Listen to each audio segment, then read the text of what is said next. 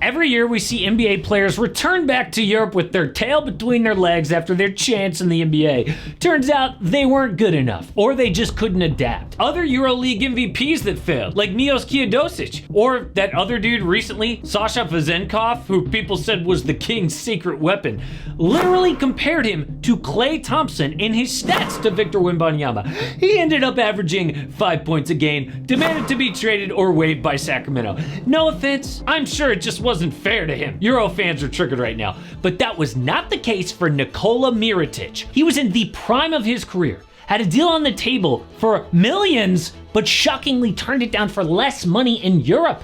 In fact, the NBA asks GMs every year, who is the best international player not in the NBA? And since Mirotic left, he has been number one every year, except for when it was Victor Wembanyama, and this year at 30 years old, but he's still number two. Other Euros would die to be that wanted by the NBA. So why did he disappear overnight? Well, what Nico said after leaving was actually a lie. He told us the truth years later when he was finally ready to talk about it. Underdog Fantasy helps me make the most regular of regular season games 10 times more exciting. All I do is pick for whatever games I'm gonna watch that night. When I'm playing Pick'em, it's always fun. Plus, I can win a little money or a lot of money with their game streaks. If I pick 11 right in a row, up to 1,000x my cash. So let me give you my 2 picks for today. An easy 2, first it's Desmond Bane, lower on his assists, then Devin Vassell, lower on his rebounds, and best of luck if you were tailing those picks. Check out this map. Underdogs available in states right here, like Texas, California, or Florida with champions. Please, please, please, it really helps out the channel to use my promo code AMHOOPS when you sign up. Plus it helps you. You get a special free pick and up to $1,000 in bonus cash. But to explain this, we need to go back to when he got into basketball in the first place. Mirotic was born in Montenegro, where soccer is king, but his parents were like, yo, our kid is so tall, he's gotta play basketball. So he made the switch at 13 years old and signed a pro contract 1 year later. That is how talented this man is. Picked up a basketball and in 1 year is a pro. So Mirotic joined the Real Madrid first team in 2011, and he won the Rising Star Award, which is like Rookie of the Year. So the Houston Rockets drafted him, but his rights were then traded to the Chicago Bulls. Nico made his NBA debut 3 years later and was an instant fit in the modern NBA. Scored 27 points in a win over the Grizz, going 6 for 6 from deep.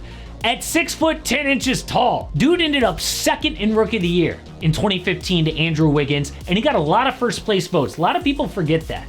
And in a few years, guys like Derrick Rose, Jimmy Butler, and Pau Gasol left the team, so it was time for Nico to take a bigger role till a teammate assaulted him. The starting job was between Nico and a young Bobby Portis. Reports say they got into it at a preseason practice.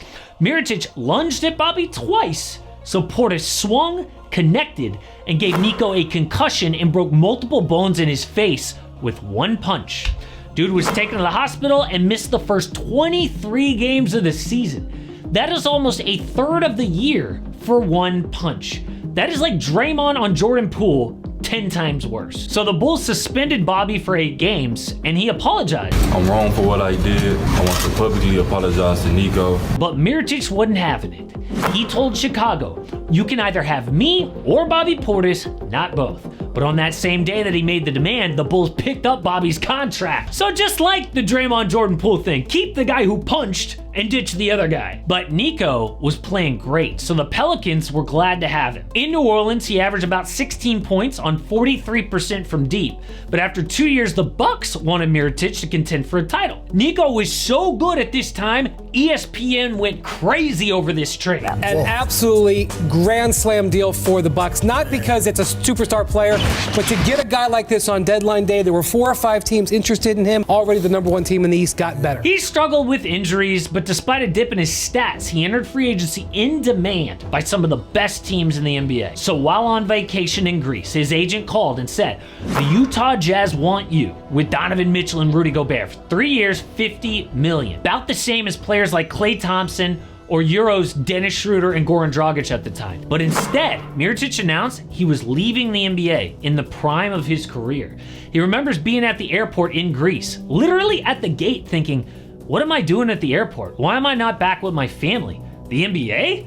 "Don't do it, Nico. If you go to Utah, you will sign." So I left the airport and went back to the hotel. So at 27 years old, he signed with Barcelona as the highest paid player in Europe, but still less per year than that Jazz offer. When people asked why, he said, "Oh, the NBA was holding me back.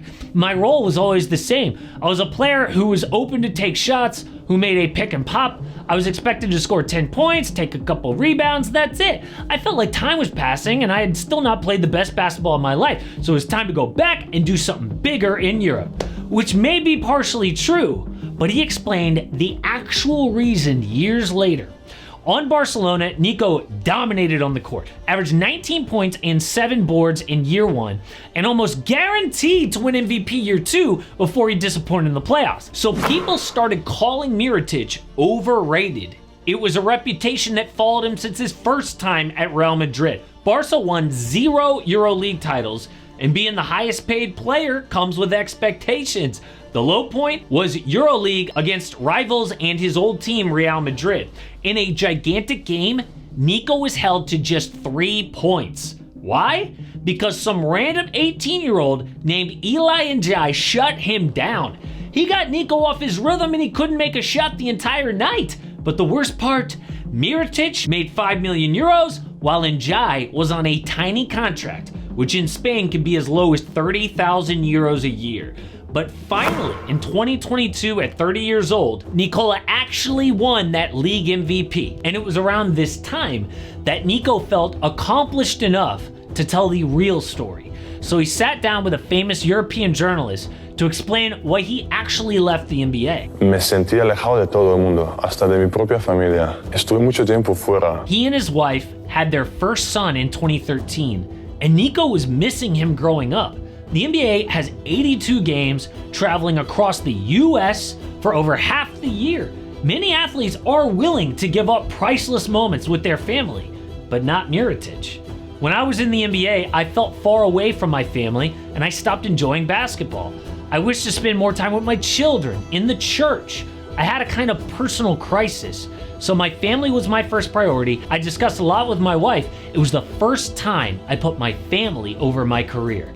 And it turns out, Nico has been deeply religious and family-oriented his whole life. He even got an award from his church for living his faith, participated in prayer walks and protests in his off-season time. He just had things more important than basketball. So for years, people couldn't understand why a guy would turn down the NBA when millions of people dream of being in that position. And he needed to justify that move before actually explaining to the world why he did it. If he explained it the day he left the NBA, people probably would have called him soft or criticized his decision. But after winning that MVP, what are they gonna say now? Recently, Nico moved from Spain to Italy to play for Milan. He averaged about 15 points on 40% from 3, won the championship, was the Italian Finals MVP. He is still recognized as one of the best players outside of the NBA, but he has 0 regrets about his decision. But the best Euro in the NBA is actually the best player in the world right now, named Nikola Jokic. The Joker might win his 4th MVP this year, but his team is in trouble. Yes, they have had some wins recently, but when they play the best teams in the NBA, it's not close. So this is a look at how the Nuggets can help Jokic before it's too late.